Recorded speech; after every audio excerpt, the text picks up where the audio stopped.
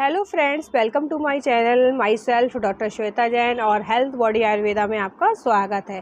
आज हम बहुत ही महत्वपूर्ण गुणकारी औषधि के बारे में बात करेंगे जिसका इस्तेमाल हमें से बहुत सारे लोग करते भी हैं। जी हाँ, हम बात कर रहे हैं एलोवेरा के बारे में। एलोवेरा का प्रयोग बहुत सारे लोग अपनी त्वचा संबंधी प्रॉब्लम्स में, अपने हेयर डैमेज में, हेयर संबंधी जितनी भी प्रॉब्लम्स हैं उनमें इस्तेमाल करते हैं। आयुर्वेदा में एलोवेरा के बारे में जो महत्वपूर्ण चिकित्सीय जानकारी दी गई है उसके बारे में इस वीडियो में मैं बात करूंगी।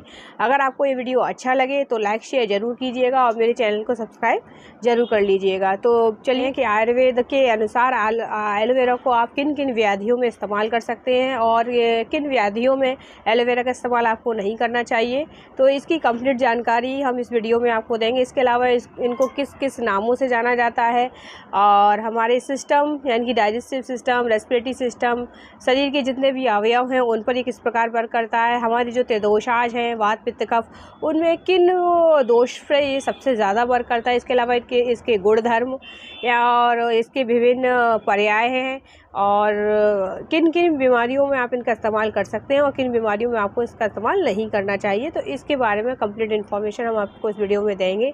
एलोवेरा को विभिन्न नामों से जाना जाता है, जैसे घृ कन्या, कुमारी, घृत कुमारिका, यानी कि जिसकी पत्र बज्जा घृतवत होने के कारण इसको घृत कुमारिका भी कहते हैं। इसके अलावा इसे तिक्ता भेदनी भी कहा जाता है और हिंदी में इसे ग्वार का पठा या घी कुआर कहते हैं।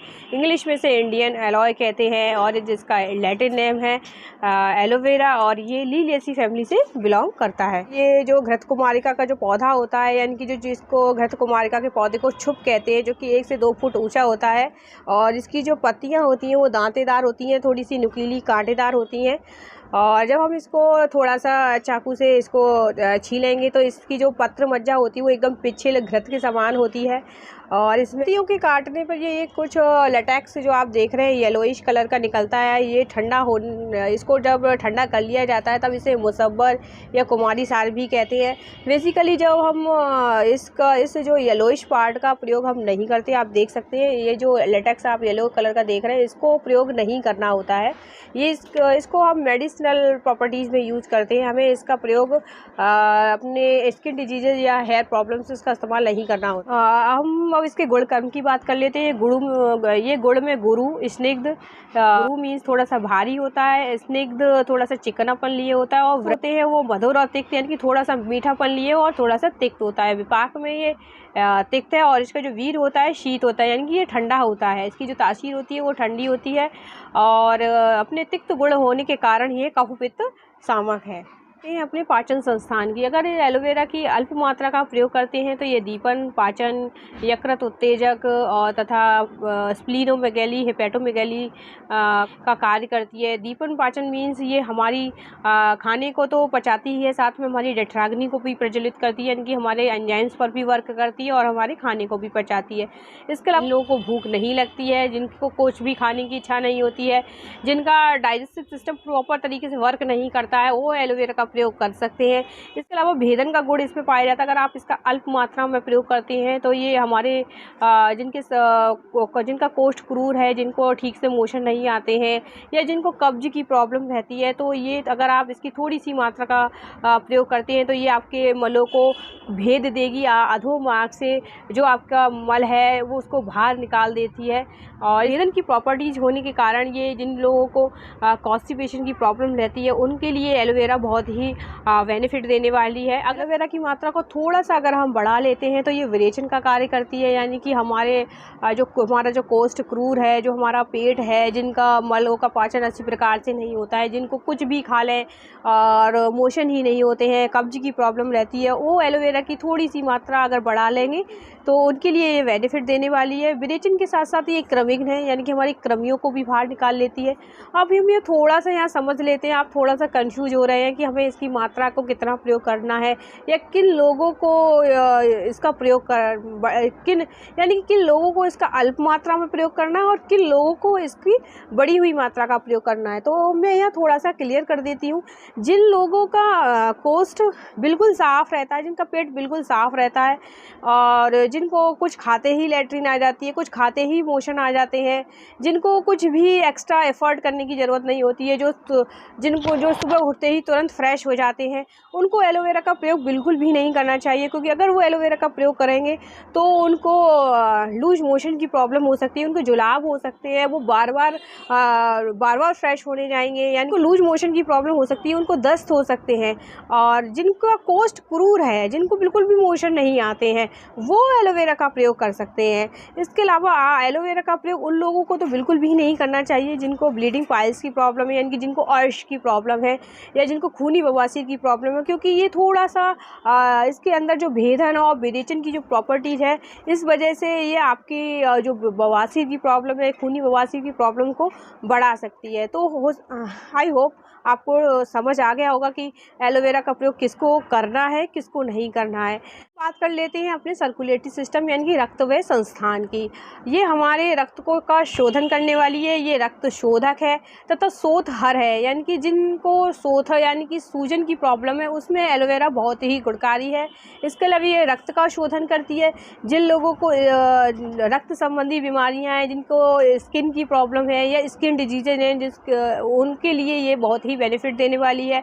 ये सभी लोग जानते हैं कि इसके एलोवेरा के स्किन बेनिफिट्स बहुत ही अमेजिंग है। लेते हैं अपने एक्सीटरी सिस्टम यानी कि मूत्रवाह संस्थान की। ये बेसिकली डायूरेटिक यानी कि मूत्रल है। जिन लोगों को मूत्र करते टाइम, पेशाब करते समय थोड़ी सी प्रॉब्लम होती है, जिनका पेशाब रुक रुक कर आता है, या जिनको पेशाब करते समय जलन की समस्या होती है, तो बहुत ही लाभकारी है। अपने रिप्रोडक्टिव सिस्टम की यानी कि प्रजनन संस्थान पर ये किस प्रकार से वर्क करता है। घृत कुमारी बेसिकली ब्रश तथा स्निग्ध होने के कारण यूट्रस के अंदर यूट्राइन कॉन्ट्रैक्शन को बढ़ा देता है। तो यहाँ मैं आपको बता देती हूँ, जिन लोगों को अभी भी प्रेगनेंसी आई है, जिनको अभी भी बच्चा आया है, तो वो लोग घृत कुमारी का प्रयोग बिल्कुल भी ना करें। क्योंकि घृत कुमारी के अंदर यूट्राइन कॉन्ट्रैक्शन की प्रॉपर्टी होती है। अगर आप घृत कुमारी का सेवन करेंगे तो आपको अबॉर्शन की प्रॉब्लम हो सकती है, आपका बच्चा गिर सकता है, आपका गर्भाशय का स्राव हो सकता है। आर्तक जनन की प्रॉपर्टीज भी होती है। जिन लोगों को महीना ठीक से नहीं आता है, जिनकी मेंस्ट्रुअल साइकिल ठीक से वर्क नहीं करती है, एमसी रुक रुक कर आती है, अगर आती भी है तो बहुत थोड़ी सी मात्रा में आती है, अल्प मात्रा में आती है, तो वो लोग एलोवेरा का प्रयोग कर सकते हैं। मेंस्ट्रुअल साइकिल नहीं आती है, रज का अवरोध है, उनको एलोवेरा का प्रयोग अपना महीना आने की तारीख से 1 सप्ताह पूर्व प्रयोग करना चाहिए, तभी इसका बेनिफिट आप ले सकते हैं। अन्यथा जो एलोवेरा है वह त्वक दोष हर है, यानी कि त्वचा संबंधी जितनी भी प्रॉब्लम्स हैं उसमें आप एलोवेरा का प्रयोग कर सकते हैं। ये चर्म रोगों पे भी अच्छे से वर्क करता है। जिनको भी स्किन प्रॉब्लम, फोड़ा, फुंसी या जिनको मुहासे की समस्या है, उसमें आप एलोवेरा का प्रयोग कर सकते हैं। रग्न है, जिन लोगों को बहुत समय से बुखार आ रहा है, जिनका बुखार टूटता नहीं है, जीर्ण ज्वर यानी कि जिनको क्रोनिक फीवर है बहुत, वो पेशेंट एलोवेरा का प्रयोग कर सकते हैं। लोकल एप्लीकेशन में आप किस प्रकार से एलोवेरा का प्रयोग कर सकते हैं। जो है वो वेदना स्थापन है कि वेदना को हरने वाला है। जिन चोटों में किसी प्रकार से अगर आपको चोट लग गई और उसमें बहुत ज़्यादा वेदना हो रही है, बहुत ज़्यादा पेन सेंसेशन हो रहा है, उसमें आप एलोवेरा का प्रयोग कर सकते हैं। इसके अलावा ये शोथ हर है, जिस चोट के लगने के बाद आपकी किसी भी अंग में अगर सूजन आ गई है तो आप उसमें भी एलोवेरा का प्रयोग कर सकते हैं। इसके अलावा आप जीर्ण व्रणों में यानी कि क्रोनिक व्रण हैं, जो कि बहुत समय से फोड़ा, फुंसी या मुहासे या सनबर्न की वजह से आपके कुछ पैचेज या कुछ रेडनेस आपके फेस पर आ गई है, उसमें भी आप एलोवेरा का प्रयोग कर सकते हैं। घृत कुमारी की मज्जा पर अगर हल्दी का थोड़ा सा आप चूर्ण छिड़क लेते हैं, आप इसे प्लिया वृद्धि में यूज कर सकते हैं। इसके अलावा इसका प्रयोग हम नेत्र अविष्यन, जिनकी आंखें आ गई हैं, जिनको कंजक्टिवाइटिस की प्रॉब्लम है, उसमें कर सकते हैं।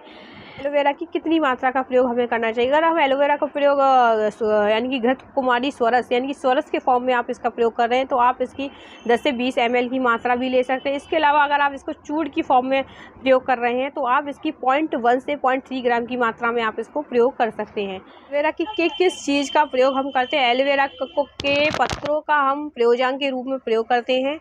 का वैसे तो आप घर में ही स्वारस बनाकर प्रयोग कर सकते हैं, और बहुत किसी भी बीमारी में अगर आप प्रयोग करना चाहते हैं तो मार्केट में बहुत सारे रेडीमेड प्रोडक्ट्स आते हैं, तो आप उनका प्रयोग अपनी बीमारियों के अनुसार कर सकते हैं। ये कुमारी वटी के नाम से भी आता है। इसके अलावा कुमार या आसव के नाम से मार्केट में उपलब्ध है। इसके अलावा प्रवतनी बटी यानी कि जिनको महावारी की प्रॉब्लम है, जिनको महीना ठीक से नहीं आता, वो रज प्रवतनी बटी के रूप में इसको प्रयोग कर सकते हैं। अच्छा लगा हो, थोड़ा सा भी इंफॉर्मेटिव लगा हो, तो प्लीज़ वीडियो को लाइक ज़रूर कीजिएगा और मेरे चैनल को सब्सक्राइब ज़रूर कर लीजिएगा। मिलते हैं नेक्स्ट वीडियो में। Till then bye bye.